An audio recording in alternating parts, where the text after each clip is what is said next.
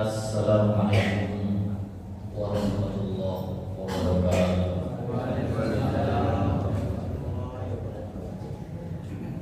Alhamdulillahilladzi waqafa. Wassalatu wassalamu ala rasulihil mustafa wa ala alihi wa sahbihi wa mawala.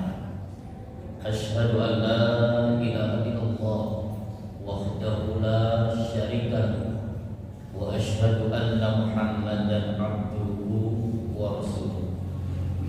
Allahumma shalli wa sallim ala nabiyyina Muhammadin wa ala alihi wa sahbihi ajma'in.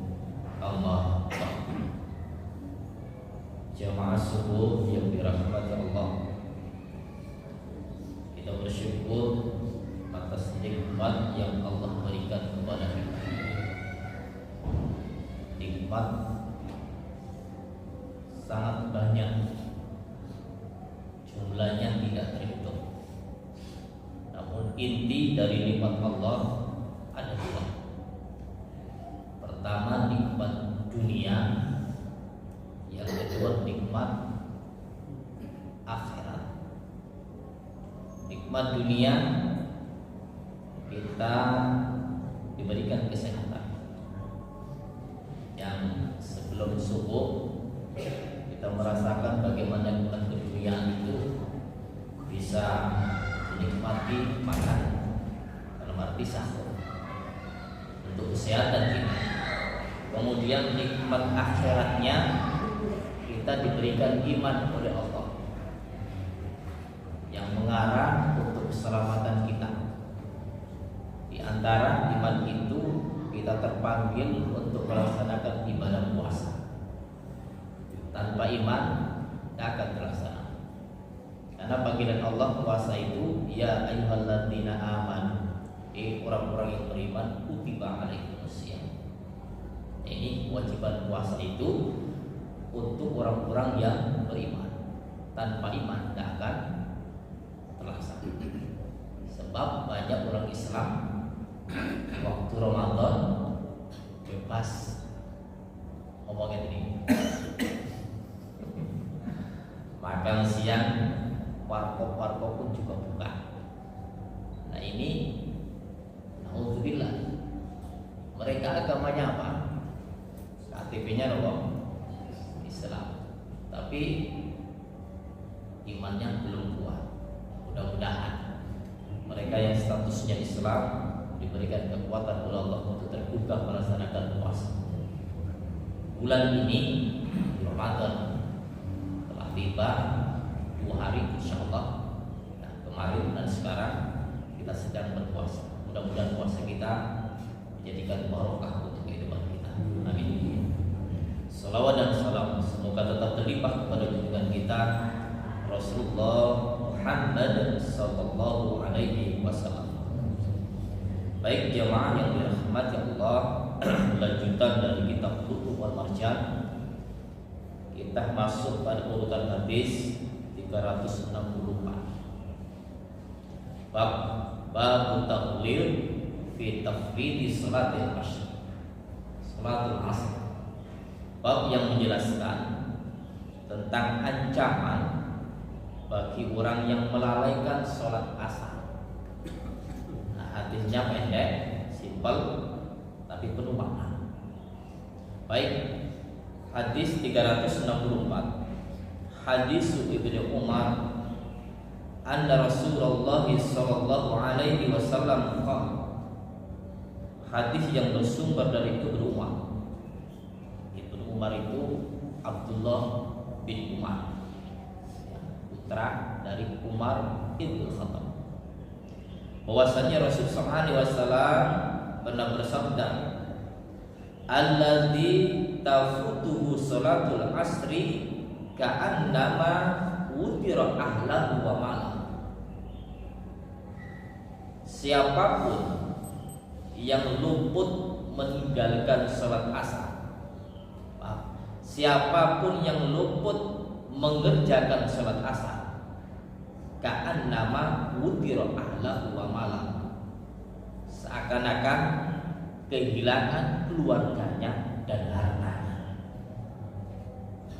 Simpel hadisnya, tapi maknanya kita akan kaji, kita akan resapi bagaimana makna kandungan yang sangat simpel ini, sehingga kita bisa mendapatkan dari kandungan ataupun syarah hadis ini. Baik, hadis ini menjelaskan tentang ancaman keras. Ini bukan ancaman yang remeh-temeh. Ancaman keras bagi orang yang sengaja meninggalkan sholat asar hingga keluar waktunya tanpa udzur syar'i. Tidak ada alasan sholat asar ditinggalkan kemudian hingga keluar waktunya habis. Dan bahkan hadis ini ya, juga ketika kita kaitkan dengan hadis yang lain yang keras untuk ancaman ini, hadis yang juga diriwayatkan oleh Imam Bukhari, sumbernya sahabat Abu Hurairah radhiyallahu an, ia berkata, Rasul bersabda, "Man taraka salatal asr," barang siapa yang meninggalkan salat asar, faqad habita amal, maka sungguh terhapuslah amalannya. Terhapus amal-amal soleh sekian banyak yang kita lakukan, itu hilang ketika orang itu meninggalkan sengaja, ya, secara sengaja untuk tidak melaksanakan sholat asar. Ini bahaya sehingga hadis ini perihal tentang ancaman orang yang meninggalkan secara sengaja tanpa udzur syar'i. Lain dengan orang yang meninggalkan sholat asar itu ada udzur syar'i. Udzur syar'i itu memang udzur yang kalau ditinggalkan, kalau tetap dilakukan, maka ini akan berbahaya. Sehingga karena keberbahayaan itu harus digeser, ditinggalkan. Ada udzur syar'i. Lah udzur syar'i ini karena memang membahayakan terhadap fisik manusia. Contoh, ya, terjadi kebakaran, perusahaan, bagian cleaning service, bagian satpam, ternyata perusahaan itu terbakar waktu pas adzan asar. Ketika kita tinggalkan perusahaan yang kebakaran ini bahaya. Orang-orang sudah berada di dalam, sementara pintu terkunci, sehingga harus membuka pintu kunci itu dan menyelamatkan sekian banyak orang. Api menjalar kemana-mana. Sholat asar belum dilakukan, maka selesaikan dulu, karena itu berat. Dan sholat asar bisa dilakukan untuk geser berikutnya. Banyak orang yang ini bukan udzur syar'i dikatakan ini udzur, sehingga bisa ditinggalkan. Contoh yang sering terjadi, kemantenan. Kemantenan iring-iringnya biasanya jam 2. Rata-rata nih. Ya. Rata-rata berangkat jam 2 ditelepon sampai sini setengah 4. Sing ngenteni kemanten dengan belum asar belum teko. Setengah 4 itu belum sholat asar. Kemanten baru datang jam 4. Sibuk ngurusi kemanten, pertemuan mempelai berdua, wawancara dimulai, maghrib belum selesai, sholat asarnya kemana? 11. Nah, ini seringkali orang itu padahal sudah bisa disusul. Sekarang kontak sangat mudah. Jadi kan posisi di mana? Oh, masih di Sidoarjo. Sidoarjo ke Wonoayu. Itu paling gak setengah jam. Ya, padahal masih jam 1 ditunggu. Ya baru nyampe nanti paling setengah 2. Nah itu kan bisa dikondisikan. Seandainya berangkatnya setengah 3, nah, asarnya baru nyampe. Lah baru nyampe nanti bisa dikondisikan. Nantinya hal-hal yang bisa diatur itu tidak bisa dikatakan ini mutlak syar'i. Nah, ini seringkali untuk belapasan. Nomor 2, nonton balap. Melbu stadion biasanya kan jam 2. Wah, sekali sampai belum main dimulai jam 4 atau setengah 4, asal 14. Nonton saking khusyuknya menjelang maghrib baru selesai. Keluar belum keluar, wah berdua di dalam itu. Asarnya 14. Orang yang baik-baik, sholat itu bisa laksanakan dimanapun berada. Pemain muslim yang ada di luar negeri itu, sholatnya di mana? Halo? Kadang sholat itu berada di lapangan. Nah, cuma ya pakai celana. Kemudian berbuka. Ya, waktu Ramadan, waktu puasa. Akan berkumandang cepat-cepat, padahal itu sedang main bola. Langsung bagi pihak pendukung kasih air diminum saat itu untuk berbuka. Nah, hal-hal yang bisa dikondisikan dan bisa diatur tidak bisa dikatakan mutlak syar'i. Tapi hal-hal yang tidak bisa dikondisikan seperti kebakaran, maka ini baru dikatakan mutlak syar'i. Yang kedua mutlak syar'i insyaallah jogo kereta api. Nah, ini kalau nggak dijaga kereta api saking ramenya, ini mau hari raya orang pada tiba, akhirnya dijaga. Ini kalau sholat bahaya, maka dijaga. Kalau hal-hal yang seperti yang dibutuhkan dan itu penting, kalau tidak dijaga membahayakan terjadi tabrakan, maka bisa dikatakan mutlak syar'i. Nah, ketiduran mutlak syar'i, lalai mutlak syar'i. Makanya Rasulullah SAW pernah mengatakan, ini hadis riwayat Imam Ahmad, hadis ini hasan, dari Anas bin Malik radhiyallahu anhu, dia berkata, annahu sa'ala Rasulullah SAW ada rajulin yang kutu anis sholat. Ya, beliau tanya ke Rasul tentang seseorang yang ketiduran, anis sholati, sehingga tidak melaksanakan sholat, au yang fulu anha, atau lalai sehingga tertinggal melaksanakan sholat itu. Qal, apa jawab Rasul? Lisolliha idza dzakaraha. Hendaknya orang itu sholat ketika ingat. Loh, lupa. Tak kira tadi belum asar, ternyata sudah. Kira ini belum turun, ternyata lewat hingga asar tinggal. Maka saat ingat itu dilakukan sholat. Nah, terus bagaimana pelaksanaannya?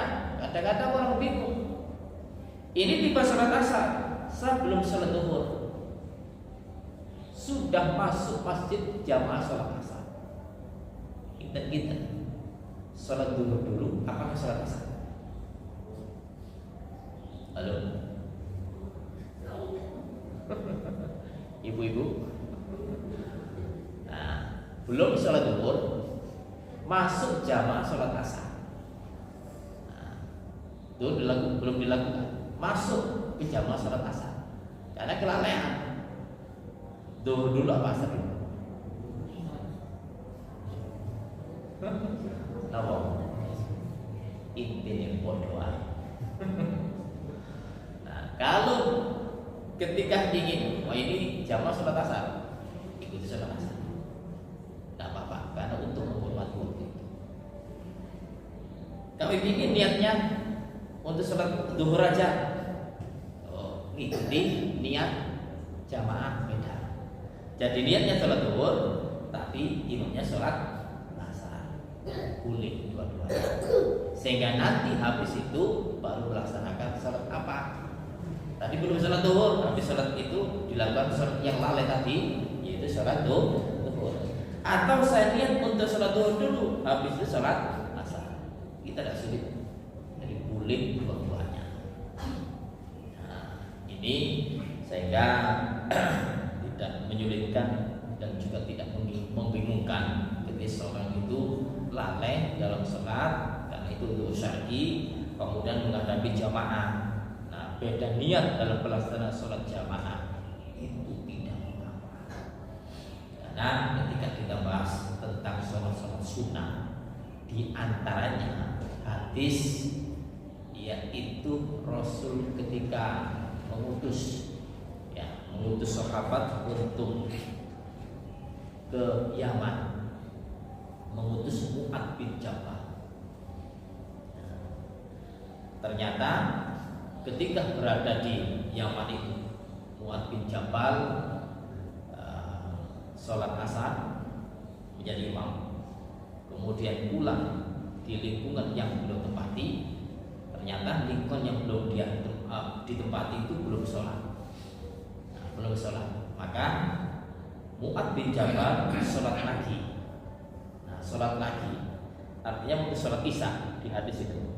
Sholat lagi, Mu'ad jadi imam. Kalau sholat lagi yang Mu'ad bin Jabal ini sholat sunnah. Makmum sholat wajib. Jadi beda niat. Artinya untuk sholat sunnahnya dan sholat wajib jadi sakit. Nah, maksudnya beda niat itu juga tidak apa.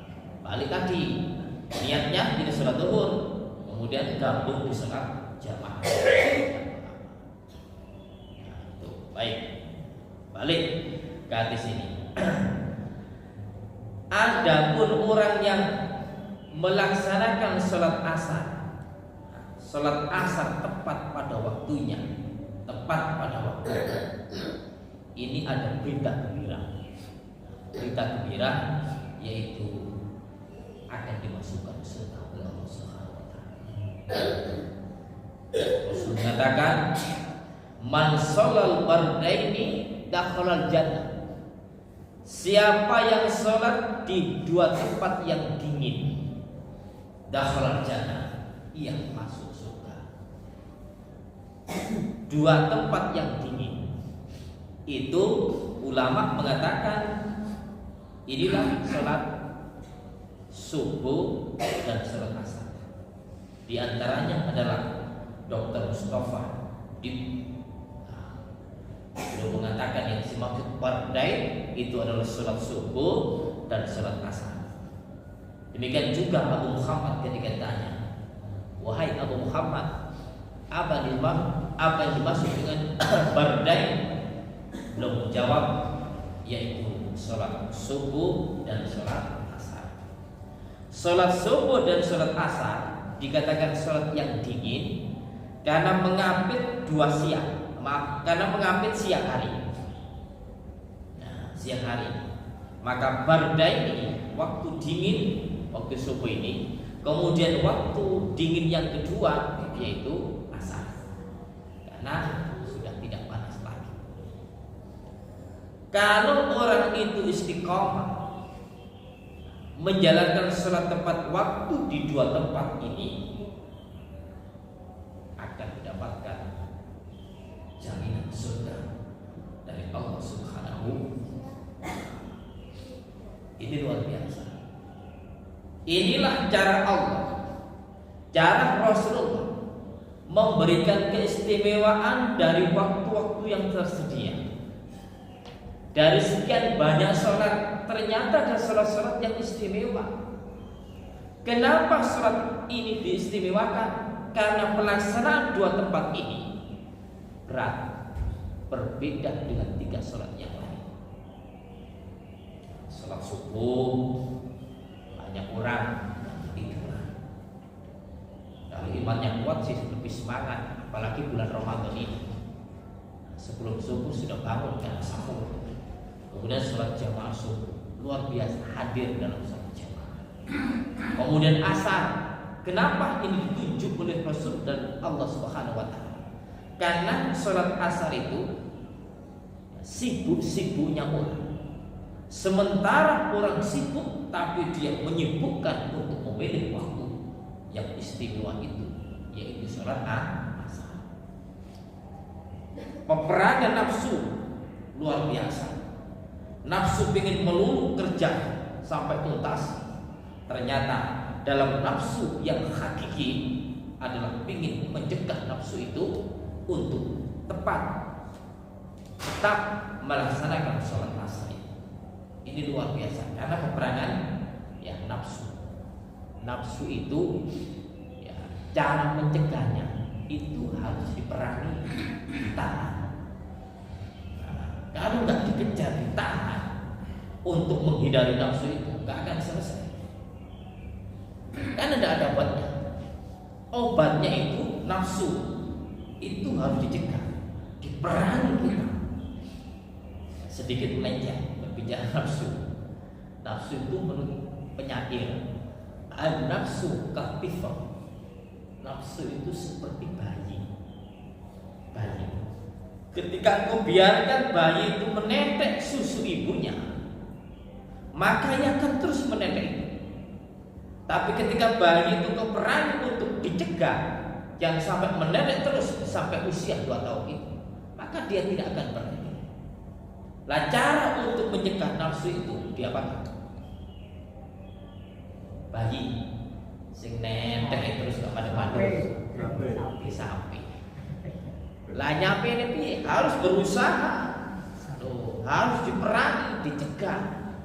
Ibu-ibu kadang diparingi buyah, diparingi minyak, diparingi rematon. Wah ini bayi kagel nyender, apa akan berhenti. Jadi berhenti dan nafsu itu harus dicegah, diperangi. Balik. Ketika peperangan hawa nafsu untuk pingin sholat, pingin sholat, harus perangi. Tidak ada istilah saya belum ditakdirkan Allah untuk puasa. Iki alasannya mau sih biasa nggak kosong. Alasannya saya belum terpanggil untuk melaksanakan sholat. Ini awam dewi juga. Ini alasan-alasan yang tidak tepat. Baik, ini hadiah memberikan motivasi besar bagi seluruh orang-orang yang beriman bahwa 2 tempat ini ada keistimewaan sendiri. Keistimewaan yang berikutnya, orang yang melaksanakan sholat berjamaah di tepat waktu, yaitu sholat subuh dan sholat asar, maka nanti di akhirat akan bisa melihat Rob, Allah Subhanahu wa taala. Ini luar biasa. Rasul mengatakan, "Innakum satarawna rabbakum kama tarawna hadzal qamar." Sesungguhnya kalian akan melihat Rabb kalian, dengan mata. Kama tarawna hadzal qamar, sebagaimana engkau melihat bulan purnama ini. Engkau melihat bulan ini, la tudhammuna fi ru'yatihi. Tidak ada sesuatu yang menghalangi untuk melihatnya. Fa in istata'tum, jika engkau mampu, jika engkau bisa, Allah tulibu ala salat. Jangan sampai tersibukkan untuk melaksanakan salat. Yaitu apa? Qabla turusyak, sebelum terbitnya matahari, maksudnya salat subuh. Yang kedua, wa qabla ghurubiha fa'alu, yaitu sebelum matahari tenggelam, maksudnya sholat asar. Lakukan hadiah nanti yang Allah berikan kepada kalian, karena Anda bisa menyaksikan Ramadan secara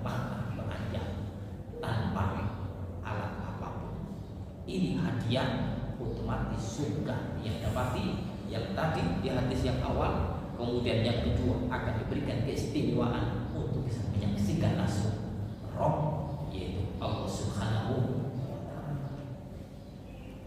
Nah, kemudian penjelasan hadis ini ada orang yang sengaja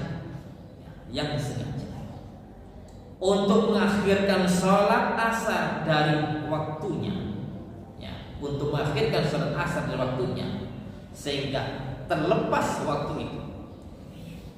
Ini saya sibuk waktu sholat ini, nanti aja cepat mudurat sehingga habis waktunya. Maka ancaman keras ini yaitu sebagaimana hadis ini, seakan-akan orang itu kehilangan keluarga dan hartanya, terputus untuk hubungan famili, keluarganya hilang, hartanya hilang. Masya Allah, begitu sedihnya untuk memperhatikan hadis ini. Bahkan di hadis yang disinggung tadi, sungguh terputus amalnya. Ada 3, 1 terputus keluarga, yang kedua terputus harta, yang ketiga terputus amal. Ini ancaman yang diberikan kepada orang-orang yang mengakhirkan sholat subuh hingga waktunya habis, yang kedua mengakhirkan sholat asar hingga waktunya habis. Orang yang udur syar'i boleh melakukan di luar waktunya, tapi bukan berarti saat itu bebas kemudian bebas terus. Tapi kewajiban ini tetap dilakukan, digeser di waktu yang lain, karena sholat itu merupakan paket hidup yang tidak bisa ditinggalkan. Selama orang itu masih menghembuskan nafas dan masih ingat baik batinnya ataupun pikirannya, maka kewajiban sholat itu tetap dilakukan bagaimanapun kondisinya. Ini paket hidup. Orang yang hidup wajib sholat. Ada orang hidup tidak mau sholat. Ini alamat ancaman-ancaman tadi akan mereka. Nah, baik, ini hadis 364. Hadisnya pendek, tapi kandungannya banyak, insya Allah luar biasa. Dan sedikit kita akan singgung hadis ini. Ketika 2 waktu itu, asar dan subuh, atau subuh dan asar, itu rollingan malaikat, sip-sipannya malaikat. Jadi subuh ini hadir malaikat, ya, malam yang tetap jaga itu, kemudian hadir malaikat siang. Kehadiran malaikat yang mulai asar hingga subuh ini, kemudian datang malaikat siang menjaga subuh hingga asar. 2 malaikat itu. Ketika malaikat malam naik ke atas, Allah mengatakan, bagaimana kondisi hambaku yang kau tinggalkan? Kondisi hamba yang aku tinggalkan mereka dalam keadaan melaksanakan sholat subuh. Luar biasa. Kemudian nanti geser di waktu asar, malaikat siang hadir, malaikat malam, kemudian malaikat siang naik ke atas. Ditanyain oleh Allah, bagaimana keadaan hambaku? Aku tinggalkan mereka dalam keadaan melaksanakan sholat khusyuk untuk karena Allah. Nah, ketika hal ini dilakukan, maka nilainya sangat luar biasa. Siapakah malaikat itu? Yaitu malaikat pencatat amal. Malaikat pencatat amal. Lah, malaikat pencatat amal hadir setiap hari mengawasi hamba-hamba Allah ini. Kemudian memutus sholat subuh dan sholat asar, memutus, maka terputuslah keluarga, hartanya, kemudian amalnya tidak ditulis oleh malaikat. Alhamdulillah. Jadi mudah-mudahan kita itu istiqomah menjalankan sholat subuh secara jamaah, sholat asar secara jamaah, dan istiqomah itu Bapak Ibu bukan hal yang ringan. Nah, kita diberikan kekuatan di bulan Ramadan itu luar biasa gitu. Sehingga istiqomah itu semakin kuat. Tapi istiqomah ini tidak ada pensiunnya. Mandek istiqomah kunek usia 70, mandek istiqomah nek usia 75 boten, tapi usia itu sampai akhir hayat istiqomah selesai. Dan dilaksanakan ini ayo didukung dengan doa. Doa ini penting ya, untuk tetap istiqomah dalam menjalankan ibadah segala ibadah. Baik. Hadis 364. Ada yang tanyakan? Jelas nih. Satu lagi. Babud dalil liman qala salatul wusta ya salatul asar. Bab menjelaskan tentang dalil orang yang mengatakan salatul wusta itu salat asar. Nah, orang yang mengatakan salatul wusta jawabannya ya salat asar. Hadis 365. Hadis Ali radhiyallahu anhu qala, sahabat Ali mengatakan, lamma kana yaumul ahzab, tatkala terjadi perang Ahzab, qala Rasul sallallahu alaihi wasallam, Rasul bersabda, mal Allah buyutahum wa quburahum nara. Semoga Allah memenuhi rumah-rumah mereka dan kuburan-kuburan mereka nar, api. Kemudian sabaruna anis salatil wusta hatta qabatis syam. Mereka sibuk sehingga meninggalkan salat wusta sampai matahari tenggelam. Artinya juga pendek. Nah, maksudnya bahwa sholat wusta, sholat wusta itu sholat asar. Dan Allah menjelaskan secara khusus tentang sholat wusta. Ini pun juga didukung dengan firman-Nya, surah Al-Baqarah 238. Hafidhu ala sholawati wassalatul wusta. Jagalah segala salat. Jagalah segala salat. Ini salat 5 waktu disuruh jaga oleh Allah. Subuh, zuhur, asar, maghrib, isya. Jaga semua salat-salat itu. Kemudian Allah itu mulai mengerucut wassalatul wusta dan salat wusta. Kenapa Allah setelah mengatakan salat macamnya 5 waktu itu, kemudian ada waktu yang satu ini dijelaskan di sini. Yang satu ini wassalatul wusta, salat wusta disuruh jaga. Berarti apa? Saking pentingnya. Semua disuruh jaga. Tapi ini wassalatul wusta dan salat wusta ada penyebutan yang khusus, itu menunjukkan bahwa pentingnya dari 5 macam salat itu disebut salatul wusta. Salat wusta itu tengah. Nah, kalau cari-cari ini kan 5. Al-finsiru, al-wusta, as-sabab. Kemudian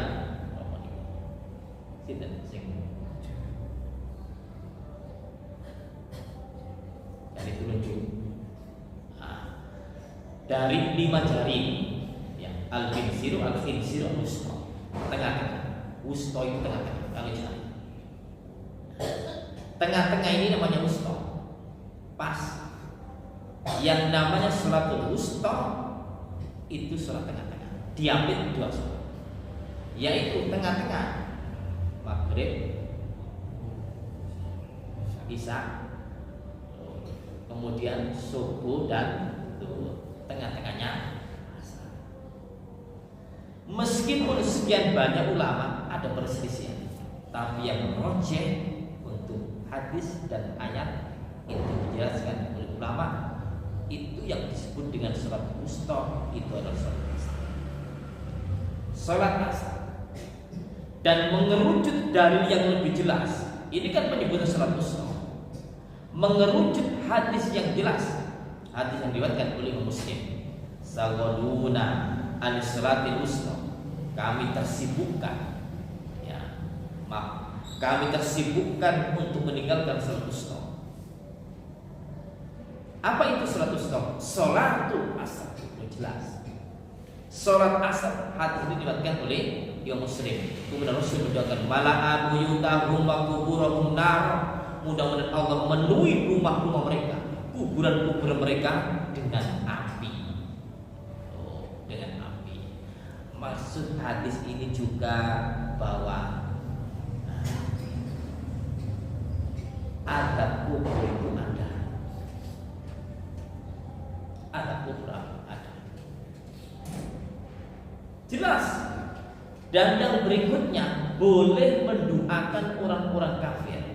Mendoakan orang-orang kafir secara umum, tidak usah merinci. Mudah-mudahan orang-orang kafir terbakar. Nyotone Los Angeles. Ya, ini bungone wong akeh. Para hubungan titik tambah itu bang, ngomong sisa. Akhir satu daerah wilayah terbakar. Boleh mendoakan hadisnya ini. Wah, Rasul juga mengajarkan mala Allah buyutah wa kuburah, mudah-mudahan Allah membakar rumah-rumah mereka dan kuburan-kuburan mereka. Didoakan oleh kaum muslimin kepada orang kafir. Ternyata orang kafir rumah-rumah mereka terbakar. Kecuali satu orang muslim yang pasti luar biasa, api langsung pinggir, tidak membakar rumah muslim yang sejati. Karena bela kebenaran. Ini wujud kebenaran itu ketika Allah menghendaki untuk tidak tersiksa, maka tolong oleh Allah Subhanahu. Nah, ini. Nah, kemudian hadis ini perihal tentang sholat yang Rasulullah SAW sampaikan ini sangat penting, ya, sangat penting.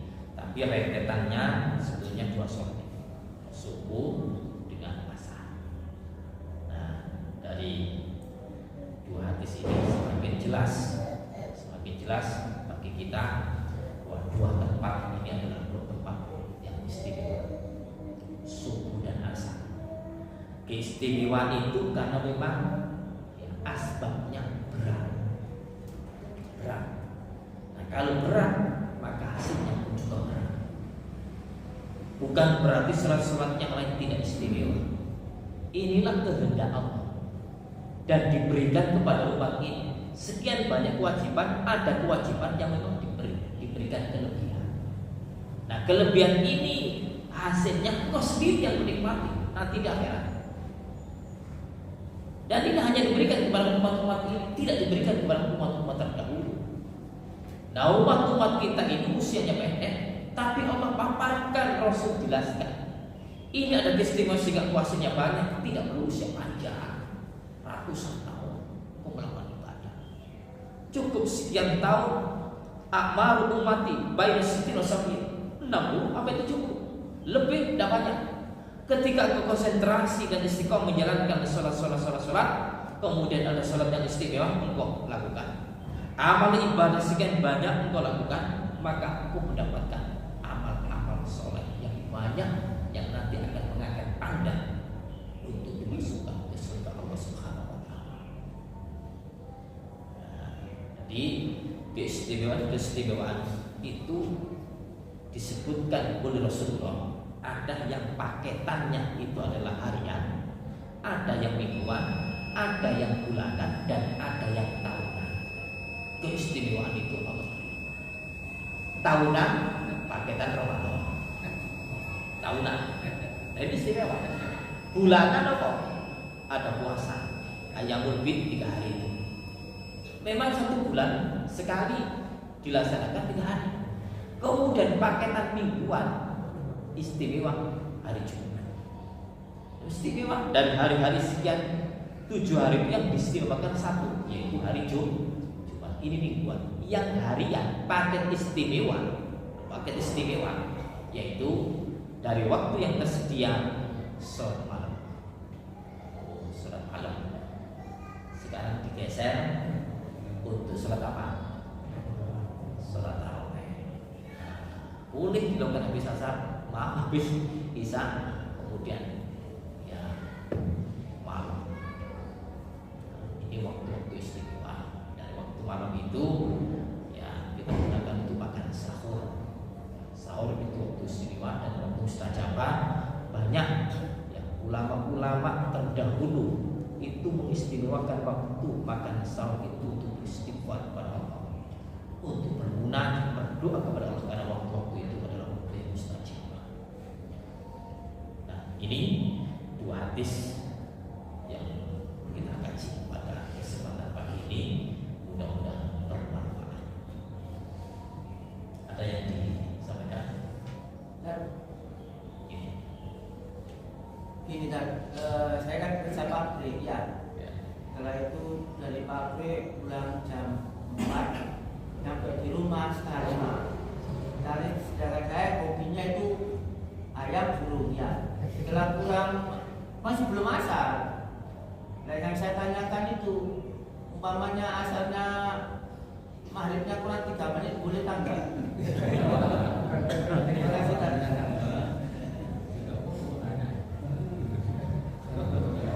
Bagus pertanyaannya. Sehari-harian kan. Jadi untuk waktu itu ada 3 waktu yang dilarang. Ya, terbit matahari, tengah-tengah, kemudian menjelang buruk. Nah, menjelang buruk.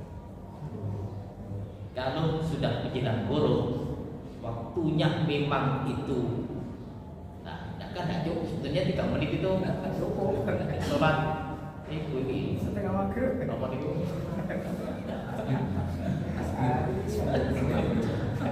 Tidak cukup. Nah, tapi pun kalau memang itu tidak sengaja ya, tidak sempat waktunya, maka nanti digeser habis maghrib. Tapi pun itu betul. Nah, tolong diperangi ya kan. Karena nafsu jenengan tadi sibuk nopo. Nah, habis kerja kan pulangnya jam 4. Setelah itu setengah 5. Ya. Kemudian hobi pikiran mesra sama rokokan sama makan ayam. Makannya ayam sama burung. Kurang 5 menit kan 3 menit. Cukup ya. Pelajaran yang bisa diambil, tolong ya itu diperangi sehingga nanti sampai berhenti dan sampai berhenti. Sholat subuh bukan habis fresh. Coba jadi rasakan, jangan rasakan maunya fresh dengan rokok mie ayam ya. Itu kan menurut akal pikir fresh, melepas lelah tapi habis kerja. Bandingkan setelah kerja payah jenengan berwudu untuk melaksanakan sholat. Bandingkan. Hati batin nanti akan berbicara. Pasti yang luar biasa yang menenangkan hati adalah sholat.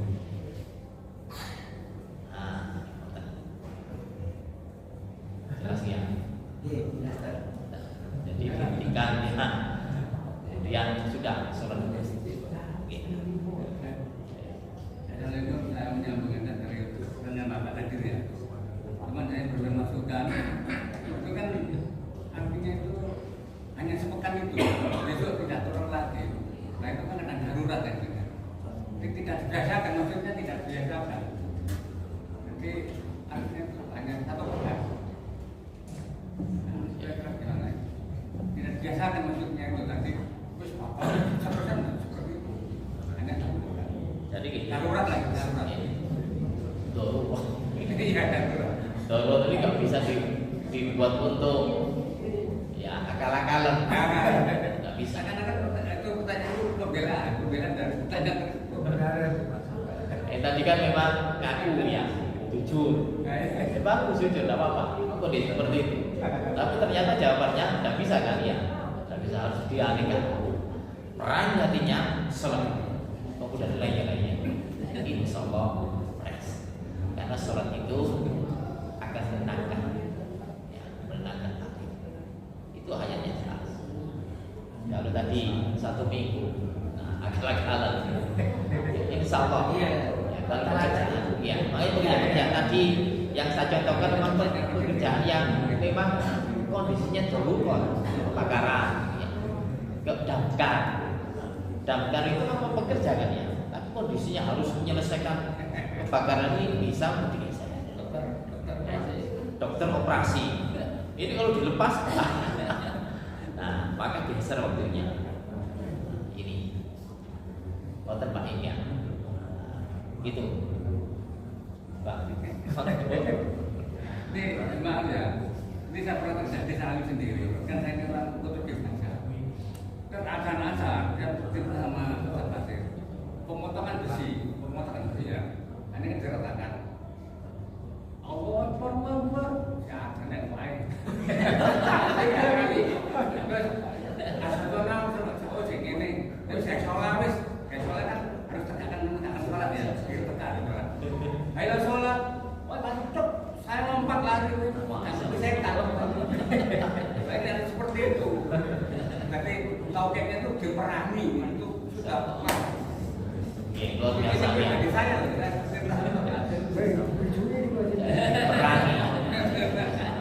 perangi, insya Allah mereka akan kuat. Tapi saya tahu sedikit, saya sempat itu waktu 10 tahun yang lalu di Perumnas di Bengkel. Ada proyek itu.